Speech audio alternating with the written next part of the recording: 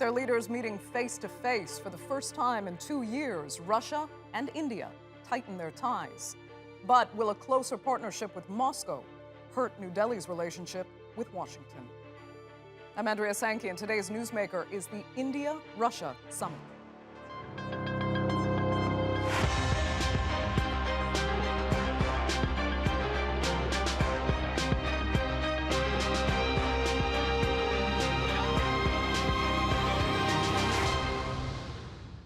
Well, India's close ties with Russia go back decades, but more recently, New Delhi has been cozying up to Washington, one of Moscow's biggest adversaries. On Monday, Prime Minister Narendra Modi met President Putin face-to-face for the first time since 2019. Putin and Modi signed a slew of trade and defense deals in the Indian capital, further boosting their bilateral ties. We see India as a great power, a friendly nation and a time-tested friend. We also cooperate well in the military and technical sphere like no other country. Despite the challenges posed by COVID-19, there is no change in the pace of growth of India-Russia relations. Our special and privileged strategic partnership continues to become stronger. Quite a bit stronger, actually, with Modi and Putin signing 28 investment pacts during just this visit. That includes one allowing Indian production of more than 600,000 Kalashnikov assault rifles.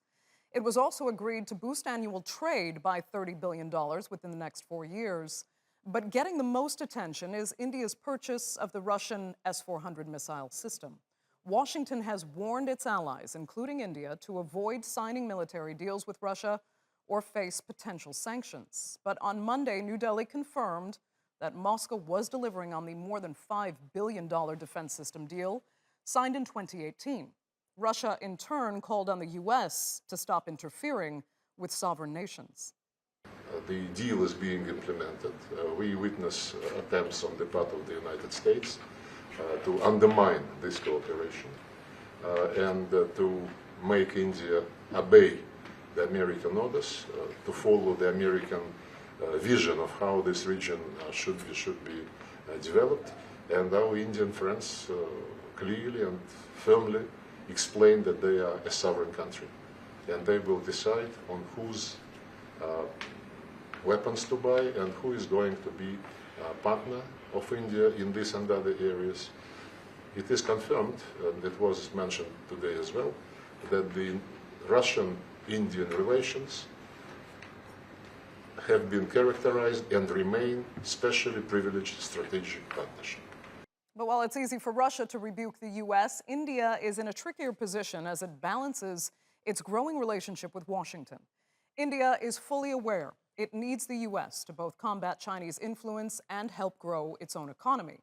Tensions between New Delhi and Beijing have been simmering since a deadly clash between their troops on the disputed border in eastern Ladakh last year. And during a meeting between President Biden and Prime Minister Modi in September, the two spoke of just how important their relationship is and how they can benefit from one another. In this decade, we can be complementary to each other in the sector of trade. There are many things with the US that are needed by India, and many things with India that can be useful for the US. Trade will be a major sector in this decade. Let's get straight to our panel now, all joining us from New Delhi, starting with journalist Ajai Shukla. He is a retired Indian Army colonel. Uday Bhaskar is a retired military officer who served in the Indian Navy. He is now the director for the Society for Policy Studies. And Tatiana Belousova is an assistant professor at the Jindal School of International Affairs. Thanks all so much for being with us. You know, India has long managed to balance its strong relationship with Russia with most of the rest of the world. But is it different this time? Is there more at stake? Ajay, I'll start with you. Because of the more adversarial than ever U.S.-Russia relationship and the motivation to counter China? Yes, the world has really changed as far as the geopolitical alignments in this particular triangle go. The United States is now India's big strategic partner. India is trying to pursue that relationship in a meaningful manner work with the United States in the Indo-Pacific as far as it can, but at the same time maintain its traditional relationship with Russia, which this year just gives you an idea of how strong it's been and how historically grounded it's been. This is the 50th anniversary of the Treaty of Friendship and Cooperation.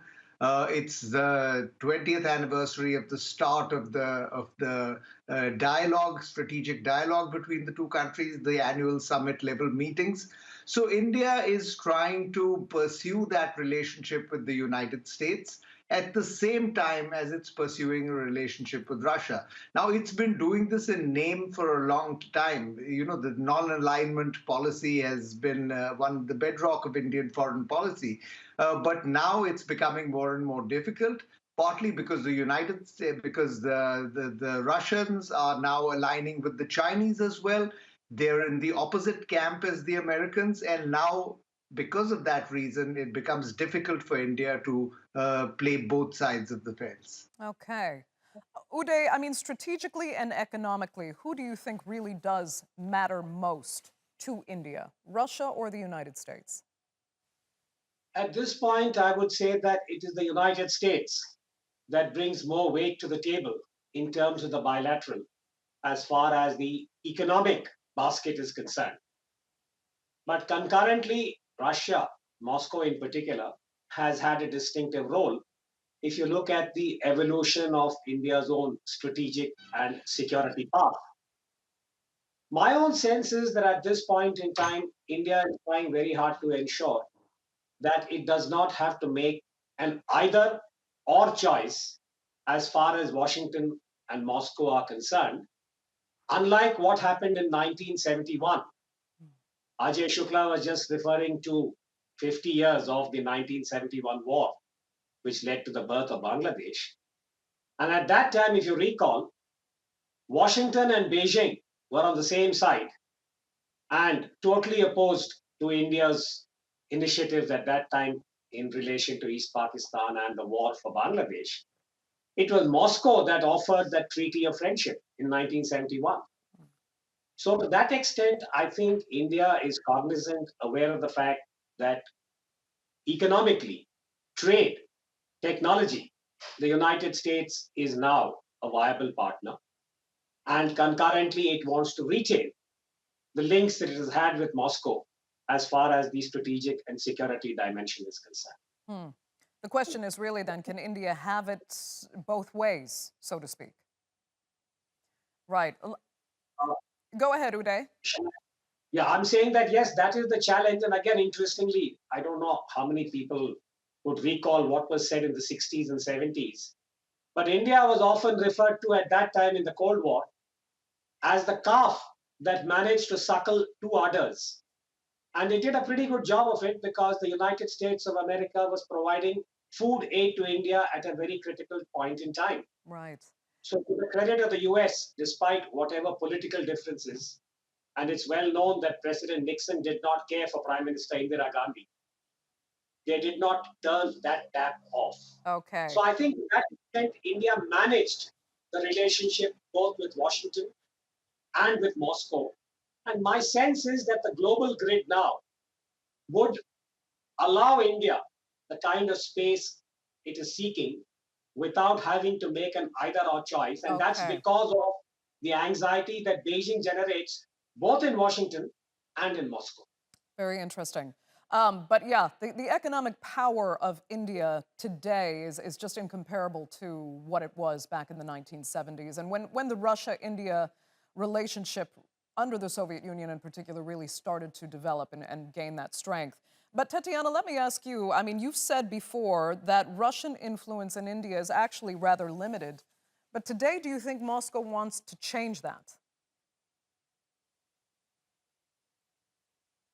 Yes and no, my answer would be, because there are some objective circumstances to that. So even though Russia would like to be more powerful in this part of the world, I don't think it has lots of options in the table, because it has always looked towards China and look at the Chinese example and act accordingly. So there is lots of rhetoric concerning Indo-Pacific versus Asia-Pacific coming from the high echelons of Russian administration, for example, from Sergei Lavrov, who seems to be in strong opposition towards the concept of Indo-Pacific. It may change with the time. Unfortunately, it looks like we've lost our connection to Tatiana. So let me pick up with Ajay. This trip to India, as we said, is only Putin's second trip abroad, actually, since the pandemic began. Is it fair to infer from that that this meeting and relationship with India is really extremely important to Russia? Yes, I would certainly reach that conclusion. Putin coming here is his second sort of outbound trip since the pandemic began. He certainly has an element of symbolism about it.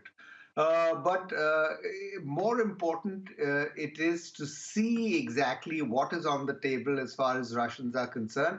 And I'm not of the viewpoint that Russia is lacking in cards or in influence in India. The relationship with India is entirely strategic.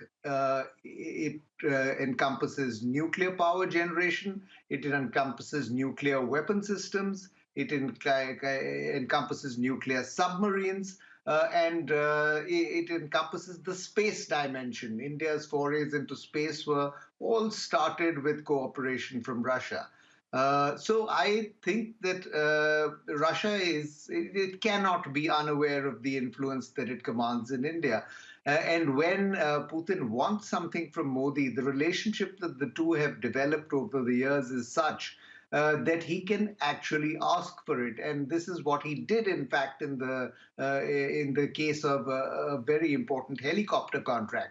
So I think that the United States and Russia are both aware of the influence that the other has. But there might be an element of underplaying what their own influence is. But I would say, as a sort of objective commentator, that Russia and the United States both have a degree of influence in India, and both are playing it as far as they can. Okay. Can I ask you, Uday, though, I see you agree with that assessment there, but how much does India really dislike? Actually, I don't. Go ahead. Can I just come in to say that on a minor point that Ajay had referred to, if I heard him right, I just want to qualify this and say that while it is true that Moscow's cooperation with India is largely strategic, the trade economic dimension is a fairly modest $10 billion. When it comes to the strategic cooperation, yes, Russia has provided India certain niche capabilities, including nuclear propulsion. As far as our submarines are concerned, there's a lot of cooperation. But Russia has been very careful, and it has said this in the past, that it does not transgress any of its commitments as far as nuclear weapons are concerned. So in that sense, India's nuclear weapon capability does not get any support or cooperation from Moscow, because Moscow is bound by the NPT. India, as a non-signatory to the NPT, is bound by its own commitments that it had entered into in the 2008 deal with the other members of the NSG. I just thought I'd put this on the table because in the event it is being suggested that Moscow is supporting India as far as nuclear weapons are concerned. I hope this is something I wanted to bring to the table. Yeah. I mean, it was clear, Modi actually said himself, that the cooperation really is progressing in the space and civil nuclear sectors. So while you're saying that it's, so is, Ajay, let me ask you, I mean, how much is the nuclear component at play here or not? It is very much in play here. The United States is not about to give India, regardless of how much they talk up the relationship, is unlikely to give India nuclear propulsion technology, the way they just did when they joined hands with the United Kingdom and Australia to form the AUKUS partnership. The announcement was made that very day for Australia to be given technology and wherewithal to build 8 nuclear-propelled submarines. That has never happened in the case of India. When India wanted nuclear submarines, India went to Russia. It has hired 2 nuclear submarines on lease. There could be another one coming. The actual wherewithal, the engineering systems that go into building nuclear submarines, the propulsion technology, and so on. Russia has inputs to give India on all of that, and it fills a very large gap that the Americans leave unaddressed. So, from that point of view, the Russian relationship has to be seen. The problem now is, and we know this is another serious factor in the mix, I'm not sure how seriously India takes it, though, because most seem to think that the United States would be shooting itself in the foot if it implements CAATSA sanctions on India for its purchase of Russian defense systems. And it is a tough position for the U.S. because India says those missiles are to counter China, which the U.S. is obviously happy to see. But they have sanctioned Russian technology, and they've penalized Turkey for exactly the same thing. So, Uday, let me ask you if you think these CAATSA sanctions will really complicate the U.S.-India relationship, because technically India should be sanctioned for buying this Russian defense technology. No, you're spot on. This is a very complex issue that in the event the United States decides to lower the boom and apply the sanctions that they can as per American law, I think it would place the India-US bilateral in a very, very difficult position. And there's a lot of politics and optics involved with that. But I do believe that there is a way out. India and the United States have a fairly long experience in terms of dealing with very intractable, seemingly intractable challenges and situations. And while the example of Turkey is often quoted, you're absolutely right that the current situation is not comparable, mainly because for India, the primary threat now, the concern is from China.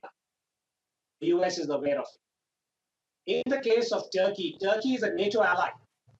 It was a different time when Washington decided to lower the boom on Turkey. This time around, India and the United States are in a partnership. And in a partnership, I think it's possible to tweak the law in such a way that India can be advised in private that thus far no more. But just short of applying the sanctions as the law expects the US to do when it comes to allies. That's the way I would read saying that it is possible to find a way out and square the circle. Okay. Ajay, let me get your take on that, the CAATSA sanctions in particular. Yeah, I think that the United States would do almost anything before applying CAATSA sanctions against India. This is not happening. Against Turkey, the dynamic is completely different. There are a bunch of F-35 strike fighters in Turkey that would be compromised, their security, their stealth, their radars, their avionics. The Americans are afraid they would be compromised if they're exposed to the S-400 missile system. There is also a political gap between the United States and Turkey that India and the United States do not have to deal with. So in India, there are no F-35s. There are no American fighters of sort of note, at least not yet. There's a fighter contract that's in the books, but who knows who's going to win that. I think that the CAATSA sanctions will be applied to the benefit of India. India will be able to buy the S-400 systems. The United States knows that the relationship of the 1950s, 1960s, and 1970s is one that cannot be allowed to come back and dog Indian-US ties, and they will do almost anything to make sure that happens. Okay. I'm going to introduce a third panelist now that can join us, fortunately, with the Russian perspective here. Sergei Markov He's a political analyst specializing in Russia, and he joins us now from Moscow. Thanks so much for being with us, Sergey. We greatly appreciate it. We'd asked our other panelists before about what kind of role Russia does really hope to play in India. Some had argued that Russia's influence in India is quite limited, but it would be in Russia's strategic interest to change that. Do you think that's the case? On contrary, Russia has very positive relations with India for the many decades. And Russia and Soviet Union before had during many, many years very privileged strategic partnership with India. And Russia helped India a lot in promoting economic growth, political stability, and also Russia traditionally main supply of Indian army by high-tech military equipment. And Russia wants not to change, but to keep this strategic privilege partnership with India. Now we can see that United States try to play intensive dance with India. The United States try to use the tension between India and China for the taking India more close to the United States-led political, even military alliance, so-called Quad. It's alliance between United States, India, Japan, and Australia. Right. But Russia suggested India another solution, that Russia could be moderator between China and India in diminishing conflict between them and promoting more intensive economic and political cooperation between these two superpowers. That's interesting. Ajay, do you see that could be Russia's role in mediating the relationship, in a sense, between India and China?